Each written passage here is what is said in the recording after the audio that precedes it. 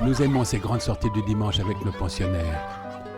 Nos pensionnaires, ce sont celles qui ont le plus besoin de protection, celles qui n'ont plus que nous comme famille. Une grande famille de plus de 60 enfants maintenant. Aujourd'hui, c'est la pêche au crabe des rizières. Les enfants étaient partis dans leur tenue du dimanche. Mais on a vite oublié les belles robes pour plonger avec délice dans toutes les marques qui se présentent. Retrouvons soudain l'insouciance et le paradis perdu de leur petite enfance. Comme pour effacer la maltraitance, la décharge, l'enfance volée. Christian et Marie-France Despalières sont français. Après une vie bien active, remplie d'aventures dont 2 tours du monde avec leurs 4 enfants, ils vivent leur retraite au Cambodge où ils vont fonder l'association PSE pour un sourire d'enfant. Eh bien, dans ma prière, je disais, Seigneur, tu m'as permis de vivre une vie quand même formidable, d'aventure, de partir autour du monde avec les enfants 2 fois de suite. Hein, et donc, là, moi, je suis disponible, là, je viens prendre une pré-retraite à ta disposition pour faire des choses qui valent le coup. 5 minutes après, non, mais à ce moment-là, j'ai senti, mais vraiment très fortement, que c'était réalisé. Mais ça, comme rarement, une certitude interne.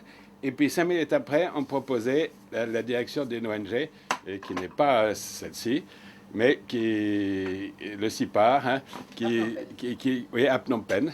Et 3 semaines après, j'étais donc au Cambodge. Et Marie-France me rejoignait après, mais 3 semaines après, j'étais donc au Cambodge. Je travaillais à l'archevêché de Paris. Et j'ai pas pu partir comme ça tout de suite. Je suis venue 1 an plus tard. Le travail que j'ai fait dans l'association, ça a été une préparation à la création de ça, puisque c'était dans le primaire en définitive. C'était la responsabilité d'essayer de redresser l'enseignement primaire dans les 4 provinces autour de Phnom Penh.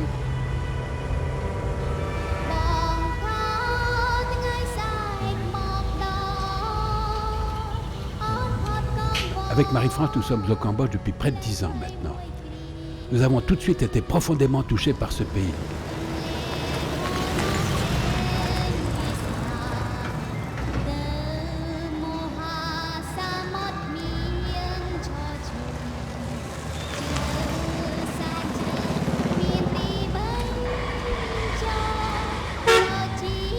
Au sortir de tant d'années de guerre, il était dans un état qu'on ne peut imaginer.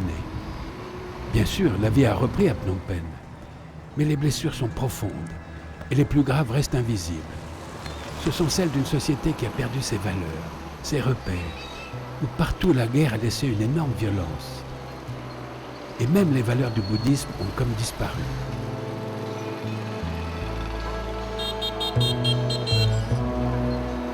Les principales victimes de cette violence sont les enfants.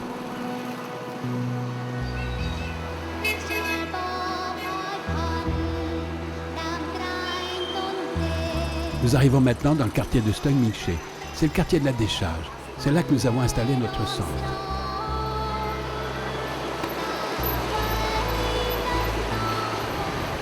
Ce centre de rattrapage scolaire, c'est une aventure pour Marie-France et Christian qui commence fin 1995.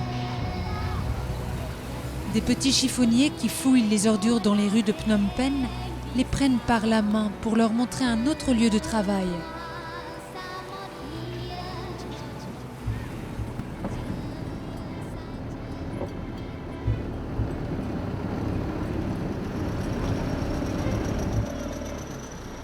C'était complètement dingue. C'est des gosses qui m'ont emmené de la ville parce que je leur demandais où ils travaillaient, puis ils m'ont emmené ici.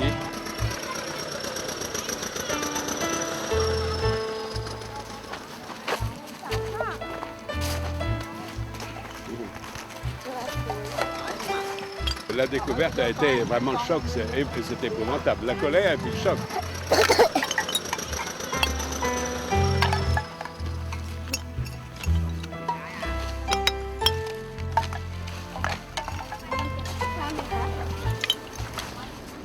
Tu ne pouvais pas t'empêcher de chialer. C'était parce que j'avais jamais vu ça, tu vois. On avait été dans des bidonvilles en Inde, etc. Mais il fallait s'imaginer ce que c'était la décharge à l'époque, en 95. Hein. C'était quelque chose, ça ne ressemble pas du tout à ça. Hein. Les Japonais viennent de construire des routes, d'assainir, de drainer. C'était une espèce de bouillie infecte. Hein. C'est pas une décharge comme les autres, il n'y a pas des trucs, des appareils à récupérer, c'est de la bouillie et qui avait chauffé à ce moment-là, parce que c'était pas, les ordures n'étaient pas débarrassées de Phnom Penh régulièrement, donc ça avait chauffé et pourri à Phnom Penh, et tout ce qui arrivait était plein de verre et c'était infect. Hein. Et les gosses mangeaient là-dedans. Quand tu as vu ça, tu ne peux pas rentrer chez toi et te dire ben c'est fini. Il fallait tout de suite faire quelque chose. Ce n'était pas supportable de voir les enfants manger. Et dans la situation dans laquelle ils étaient, d'ailleurs, dans l'état de santé dans lequel ils étaient, c'est la survie quotidienne. C'est-à-dire que tu n'as pas pour le surlendemain.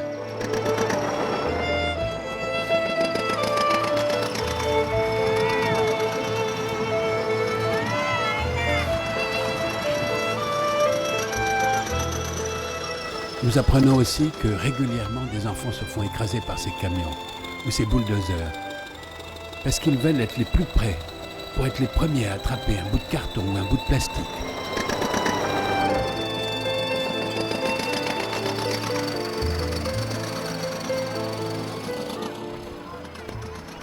Ce Contilla, elle ne serait pas vivante aujourd'hui si on ne l'avait pas soustraite à la maltraitance de son père, qu'il exploitait tellement qu'un jour j'ai vu ce Contilla à bout de force, titubé de fatigue et tomber dans ce marécage infect, au risque de se noyer. Ce Contilla est au centre maintenant. Elle est heureuse. C'est trop pour un enfant. Il y a le travail qu'il a toute la journée, puis après il n'ose pas rentrer parce que s'il ne ramène pas 1500 riels ou 1000 riels, s'il ne ramène pas ça, il va se faire battre, maltraiter, renvoyer, on ne lui donnera pas à manger, etc. Il faudra qu'il travaille toute la nuit encore, et ça c'est abominable, et c'est des bagarres permanentes.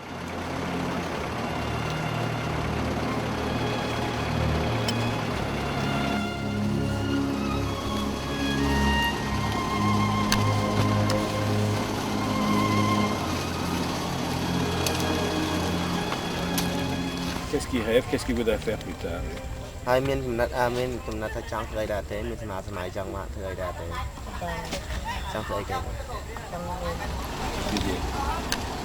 Qu'est-ce qu'il voudrait lui comme coucher où il voudrait coucher?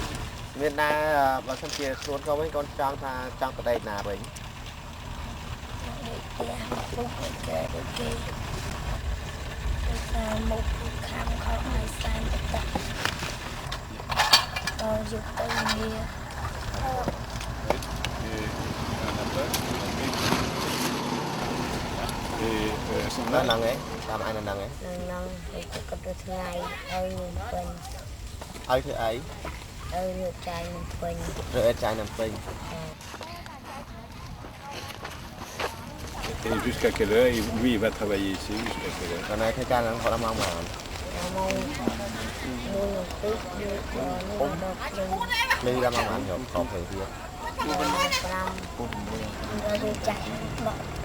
Ouh là là, mais c'est fatigant, ça, on est fatigué.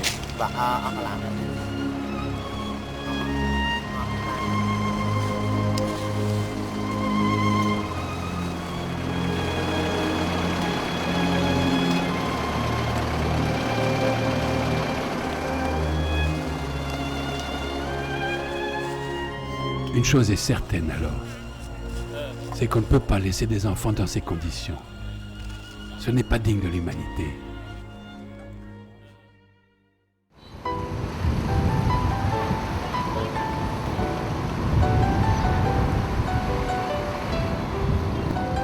Leur travail sur la décharge, bon, les enfants qui nous disent mais travailler sur la décharge, c'est pas grave, c'est normal ça. Mais par contre, avoir une maman qui vous bat ou un papa qui vous bat, ça les fait pleurer. Ou des parents qui les abandonnent, ça les fait pleurer. Travailler sur la décharge, pour eux, c'est normal.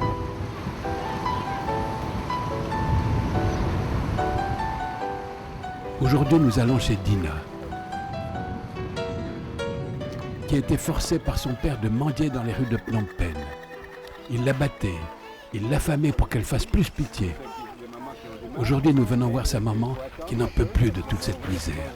d'être battue par son mari, qu'il boive l'argent qu'elle essaie de gagner sur la décharge, de ne pas pouvoir nourrir ses enfants. Elle voudrait me les abandonner tous et repartir après Veng, le lieu de son enfance.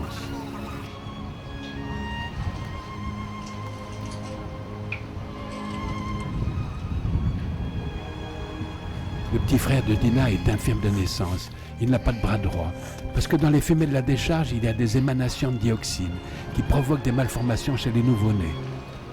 Mais comment faire pour ne pas respirer ces fumées quand on habite, pour ainsi dire, sur la décharge? Quand on discute avec les papas, quand on essaie de discuter, eh bien, tous ces papas avaient été jeunes enfants sur les Khmers rouges. Ceux qui avaient 8 ou 9 ans sur les Khmers rouges, eh bien maintenant, ce sont les responsables de famille ici. Et qu'est-ce qui s'est passé à ce moment-là? C'est qu'on a fait des camps pour enfants, on l'oublie ça. Et eux, ils étaient dans ces camps où on leur a appris très vite la brutalité, la violence. On leur a appris à rejeter toutes les valeurs de la société cambodgienne. Et puis c'est devenu des soldats. Ils ont été chargés quelquefois d'éliminer leur propre famille. Et vous savez, quand vous avez vécu ça, et si nous-mêmes nous avions vécu ça, est-ce qu'on pourrait être un homme normal? Est-ce qu'on pourrait actuellement vivre normalement? Ce sont des hommes démolis. Et donc, les enfants actuellement subissent les conséquences de ce qui s'est passé sous les Khmers rouges. Ils n'ont rien appris. Ils ont perdu tout repère moral. Et donc, c'est terrible à dire, mais les enfants sont martyrisés, vendus, abusés.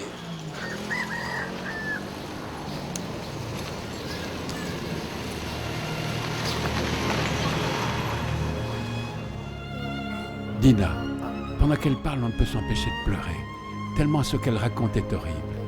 Les coups donnés par son papa Yves, sa souffrance à mendier dans les rues de Phnom Penh, la faim, la soif, le mépris de la foule, le petit frère que par fatigue elle n'arrive plus à porter, le sommeil impossible la nuit sur le trottoir de Phnom Penh, avec le bruit, les rats, les moustiques. Et toi, David, tu es venu nous voir pour nous dire que tes parents voulaient te vendre pour la prostitution. Si terrible ici. T'en fais pas, David. On te protège maintenant. On ne te lâchera pas.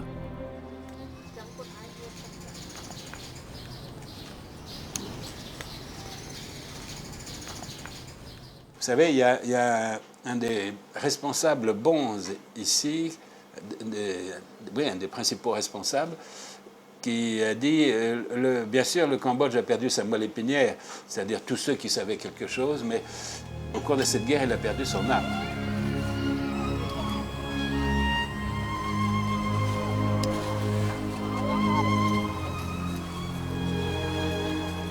Comment on peut reconstruire 50% de la population a moins de 16 ans. C'est formidable comme potentiel, hein? C'est fabuleux. On a une génération de moins de 16 ans qui fait la moitié de la population, et en face, une génération complètement usée, fatiguée, qui ne connaît rien, qui n'a pas été éduquée, qui n'a pas eu d'école.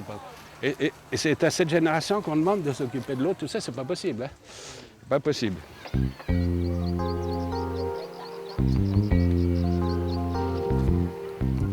Devant ce terrible chaos, Christian et Marie-France décident de mettre en place un programme pour ses enfants. Manger et étudier. C'est ce que voulaient les premiers enfants abordés sur la décharge. Avoir un repas par jour. C'est à vélo, puis dans une camionnette vétuste qu'à l'aube de chaque jour, Christian et Marie-France commencent à faire le trajet qui permet d'apporter jusqu'au milieu de la décharge une marmite de riz et de poisson, de l'eau et un régime de bananes. Et puis après, eh bien, on s'est dit, mais c'est pas suffisant, il faut les sortir de là. Et tout naturellement est venue l'idée de scolariser ces enfants. Grâce à la mobilisation de nombreuses personnes, notamment un extraordinaire réseau de solidarité et de parrainage avec la France, un centre de rattrapage scolaire voit le jour. Fin mai 1996, ils sont une dizaine d'enfants inscrits sur la première liste. 10 ans après, Ils sont plus de 4000 à être soutenus dans les différents programmes mis en place.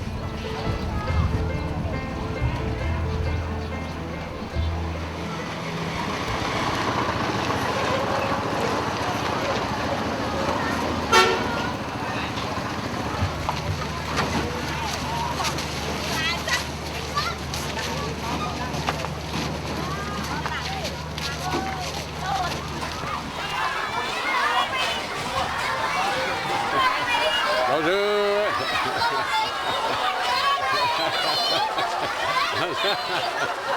Bonjour.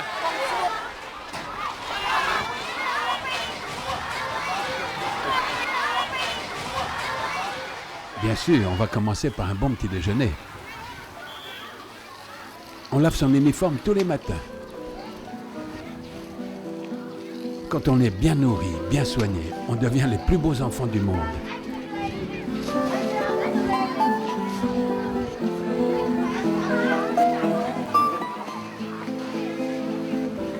N'est-ce pas, Srelak? Toi, tu étais la mal-aimée. Tes parents ont voulu te tuer. Tu es pourtant tellement adorable. Et toi, Pengli, enlevé, et on devine pourquoi. Quelle bagarre pour te sauver. L'adorable Vishna. Je sais ce qu'elle a vécu, elle aussi. Et maintenant, 30 minutes de mise en forme avant les cours. Ça ne peut pas faire de mal.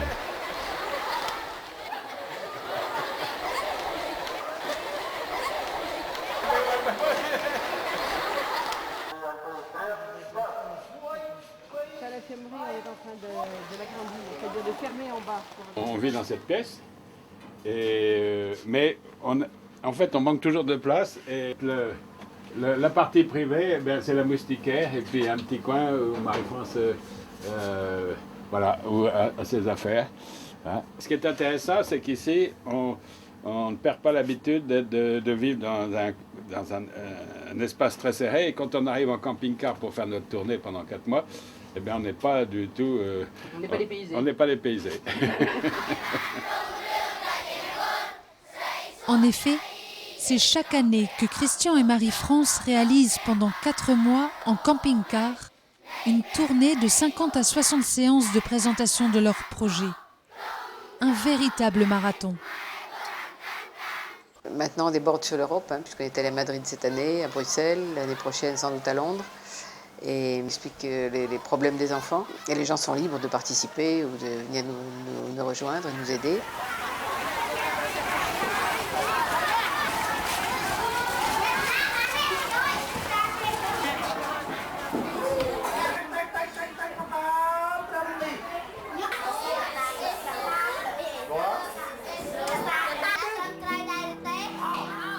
Notre centre est aussi une école de rattrapage scolaire.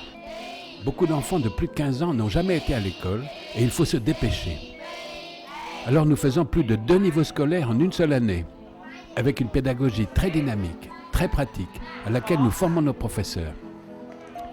Les enfants sont extraordinaires. Par tout ce qu'ils ont vécu, ils savent la valeur de l'école et ils l'aiment. Ils s'appliquent, ils sont enthousiastes et réussissent vraiment très bien. C'est un vrai bonheur pour nous tous.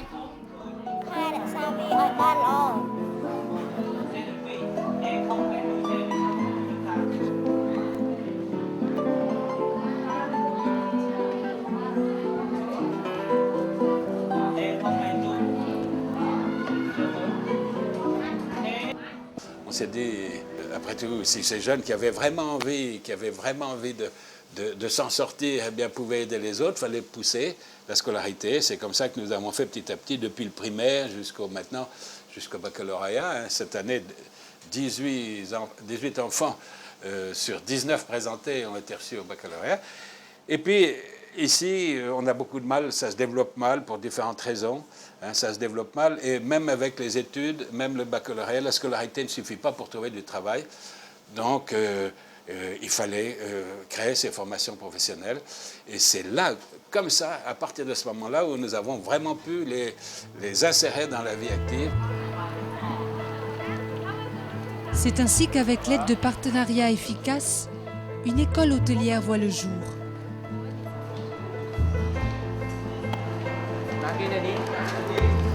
Đã khi này đấy, họ chỉ chơi luôn như vậy.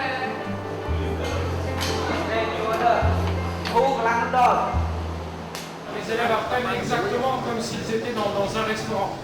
Donc je vous présente ici Kim, qui est le chef maire, qui vient d'un très grand hôtel, qui était seconde cuisine, qui aujourd'hui en brasse et est en train de devenir le chef de ce restaurant.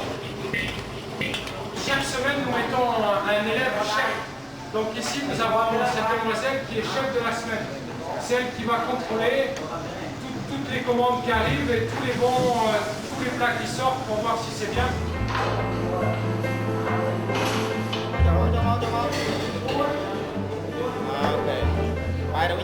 Le développement qui se fait le plus rapidement au Cambodge, c'est le tourisme et tout ce qui est autour du tourisme. Et c'est ça qui nous a fait choisir.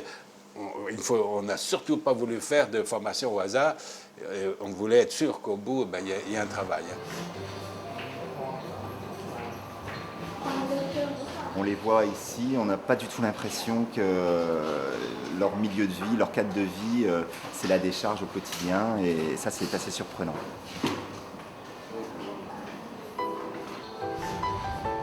Après 1 ou 2 années d'études théoriques et pratiques, les jeunes trouvent sans problème des stages et des emplois à travers le Cambodge.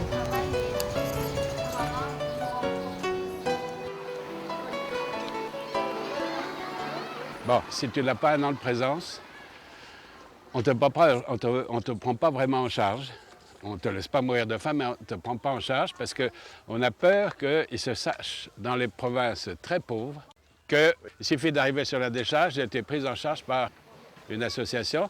Et donc, on a mieux développé l'agriculture là-bas, enfin, en amont, ou faire en sorte que les gens n'aient pas à venir ici, parce qu'on arrive ici, et puis on s'installe dans ce décor-là, et c'est pas bon.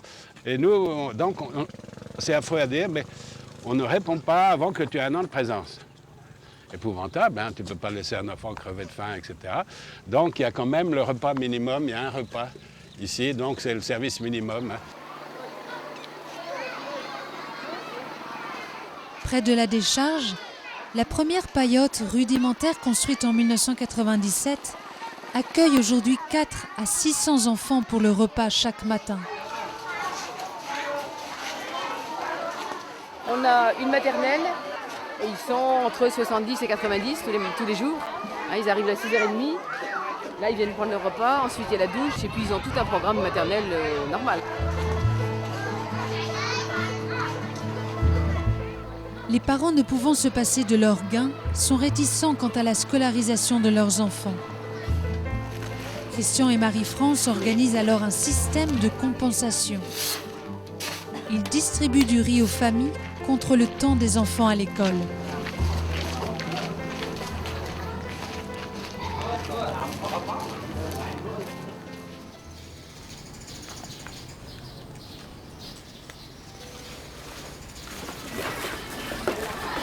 Cet après-midi, nous faisons la fête. Au centre, nous adorons les fêtes. Et nous trouvons toujours un prétexte pour en faire une.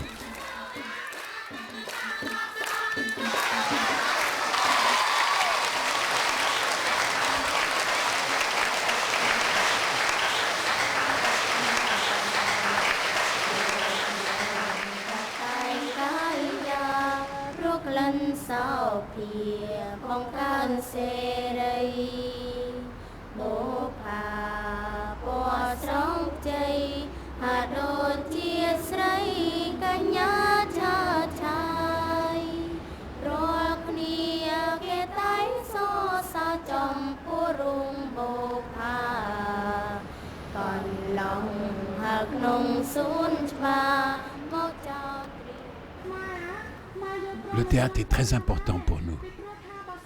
C'est par lui que nous exprimons toutes nos souffrances, nos maltraitances, pour les dire, pour s'en guérir, mais aussi pour ne pas revivre la même chose. Rata, je te remercie. Tu es venu me dire que tu voulais témoigner, car tu étais vendu pour la prostitution. Et malgré tes souffrances et ta honte, tu veux parler, pour que cela n'arrive pas à d'autres. Tu es formidable, Rata.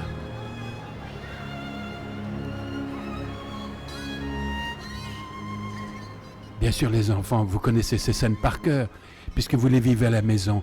Vous n'avez pas besoin de répétition, vous les criez pour dire que vous n'en pouvez plus de toute cette violence. Mais ces scènes vous rappellent aussi des souvenirs atroces.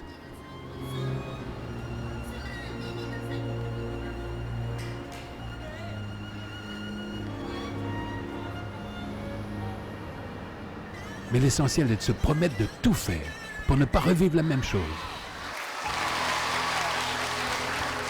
Oui, les enfants, la plus belle récompense, c'est la vue de vos sourires retrouvés. Et Dieu sait qu'il y en a dans le centre. Et Dieu sait qu'ils sont beaux. Et c'est cette récompense-là que nous voulons partager avec tous ceux qui vous aident à leur trouver le sourire. N'est-ce pas, Pali? N'est-ce pas, Bopa? N'est-ce pas, Kanya? N'est-ce pas, Srelak, Vouti et tous les autres?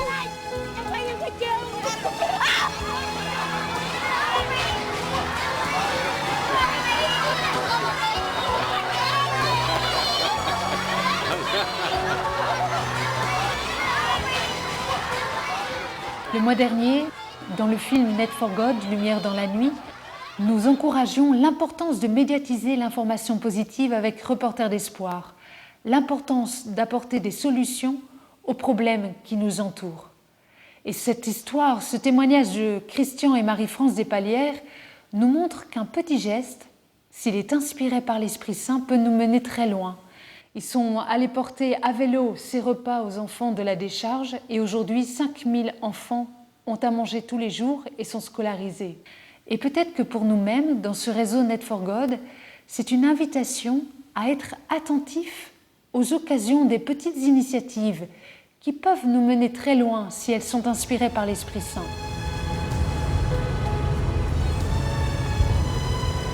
Pour ce mois, nous vous proposons de prier pour tous les enfants des rues, en particulier pour ceux de Stugminché au Cambodge, mais aussi pour tous les enfants des rues de nos points nets, notamment ceux de Koumassi en Côte d'Ivoire et ceux de Kinshasa en République démocratique du Congo.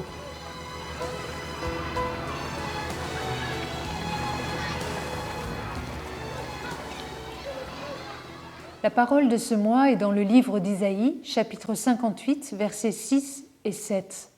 « N'est-ce pas plutôt ceci le jeûne que je préfère ? Défaire les chaînes injustes. N'est-ce pas partager ton pain avec l'affamé ? Ne pas te dérober devant celui qui est ta propre chair. »